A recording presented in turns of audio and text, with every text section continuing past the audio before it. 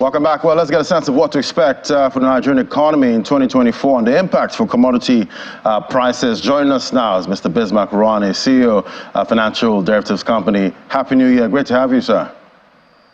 Happy New Year to our viewers, and good to be here. Fantastic. So I would like you to, look into your economic crystal ball at this time. What do you see coming in 2024? Yes, we shared this with your viewers on the last day of 2023. We see what we call an uncertain future. I was listening to Muda just now in a few minutes on talking about the various factors that need to be considered in implementing a budget. But 2024 is more than a budget as far as we're concerned. First and foremost, let us look at what we see or what happened in 2023. In all, there are 9 indicators, major indicators that we looked at.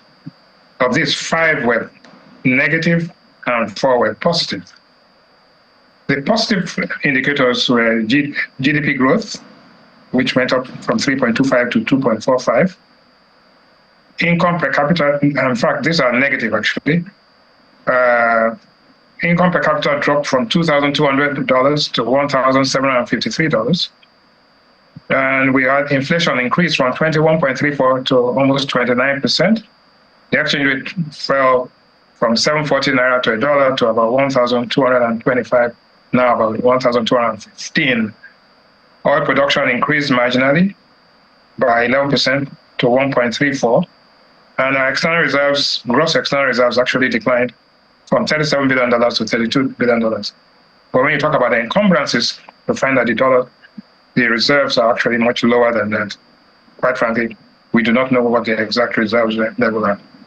External debt is about $41 billion and actually went down from 41.69 to 41.59. But those are contractual debt. If you add the non-contractual debts, our total external debt position is more in the region of $85 billion. So if we are going to be talking about rescheduling our debt, we have to reschedule both our Paris Club, our London Club, and other Eurobond indicators. So debt rescheduling is one of the issues we will talk about in a few minutes. He said that the number of Nigerian students who passed WAEC, English and Maths were 64% in 2022 and have now increased to 79%, which means that maybe things are getting better, or either that or people are actually forging the results. The national grid collapsed 12 times in 2022, so far recorded 3 times, but most of the 3 times were mainly in this part of the year. So what does this actually mean? A mixed implication for Nigerian stakeholders. Who are the major stakeholders? Number 1 is the government. The government has got a lot more revenue than they were getting before. So from an average of about 700, 800 billion naira 2022, they are now getting about almost 1.7, 1.8 trillion naira. So maybe about almost 100%, depending on what average you use. So that the government, both state and federal, are getting much more money. How do you convert this revenue of government into, how do you optimize it? That's the word. How do you optimize this revenue so that it can have an impact on people? It's not just numerics, it's about welfare, it's about happiness, it's about social indicators, right?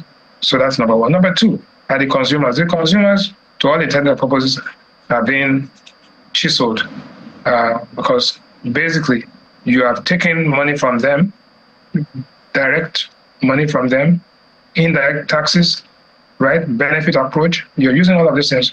So we can see that in all, if you look at the monies that are being talked about, we've taken out from them something like almost 2 or 3 trillion naira in terms of subsidy, electricity, and all that. And what we have put back so far in palliative is about 651 billion naira. So you can see that what has come out from the consumer pockets is far in excess of what the government is putting back in. And for what the government is putting back in, because of its inefficiency, there are major leakages. So even if the government says they're putting 651 billion naira back into the system in the first few months, what actually gets to the people is actually less than half of that. Right. Because remember when we had NSAS, all the palliatives were in the warehouses, and the warehouses belong to the wives of governors and all of that. So that we know what that means. Now, finally, investors and markets. The investors are tentative, while the markets are happy that these policies have been, and then we've seen the stock market actually outperform the rate of inflation, and they're giving you about almost 45%. That's it. Now, there's small gains and more pain to come. Ladi, I don't know if we want to stop there before we take on the next question. Right. All right. Mr. Rewane, at this point, we know the headwinds are quite humongous at this time. Yeah. But going into 2024, what would you say could serve as tailwinds for the Nigerian economy? Well, before I go into 2024, I want to actually break down and let you and viewers know exactly what happened to their prices. So that's the first thing. When you break down the inflation basket, and the inflation basket was last reconstituted in 2009.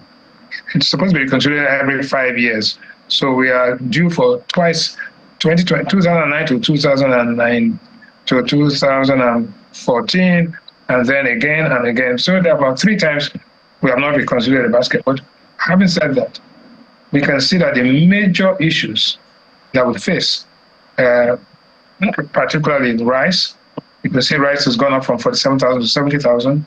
Beans has gone up from 36,000 to 42,000, 16% increase. Flour gone from 34,000 to 46,000, 35% increase. Tomatoes has gone up by 13% to 25,000. And bread has gone up from 700 to 1,200. Now, what has this led to? It has led to something which is quite consequential, and Daddy, we spoke about this some time ago last year. Yeah, I begin to see a lot of people break down mentally. So the number of mad people,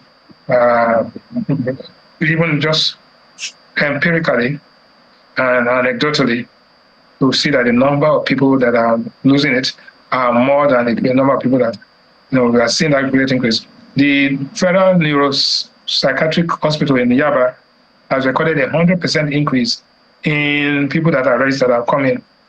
These are not people that are being arrested for, dangerous behavior, but these are just people that have voluntarily come to say something is wrong. So that's one of the things. Now, there'll be more pains in the first half and before the gains begin to come in the second half of the year. Why do we say this? We believe that in the first half of the year, maybe this month, at the end of this month, the MPC will have to meet. MPC will have to meet, and we expect a tightening of interest rates of at least 100 basis points from where it is today, right? That is required. But at the same time, there's a contradiction, because you could see that some federal government agencies are talking about lower interest rates, intervention rates, and all sorts of things. You can't make omelette without breaking eggs, and I said that on the program.